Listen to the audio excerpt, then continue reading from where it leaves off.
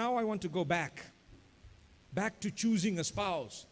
So we have the proper teachings of Islam, and we need to understand that Islam does not dictate every step as to how you will get married. No, but rather it lays a framework.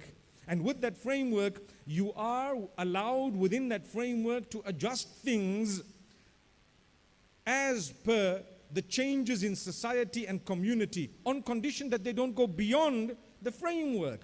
So there was a time when introductions were made by parents and family members, and I'd like to think that it still happens that way, right?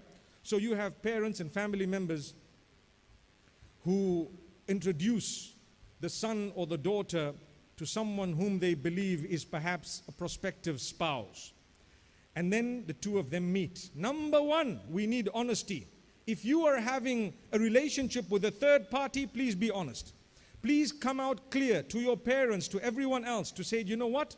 I am having a relationship with another person and I won't be able to consider this, because the biggest punishment, and I'm saying this based on what comes to me in terms of queries and those who seek help, the biggest sin is when you're marrying someone knowing that you are involved with someone else. Astaghfirullah. And people are doing it to please their parents. It is a disease. I'm sure a lot of you know exactly what I'm talking about.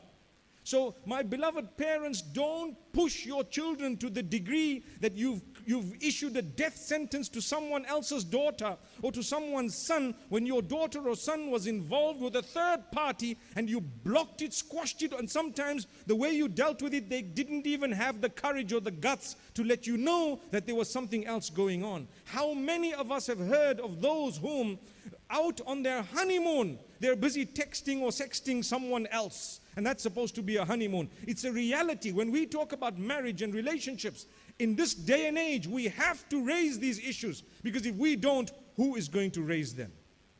So my beloved parents, you are a criminal if you've done that. Criminal. And I promise you, that would be so bad, because you have messed up and ruined the life of an innocent child. Someone else. You've ruined their lives to the degree that you don't even realize they could have been happier with someone else, and they would have been happier had they not even been married. So this is why we say the first step, just be honest. You come forth and you say, you know what?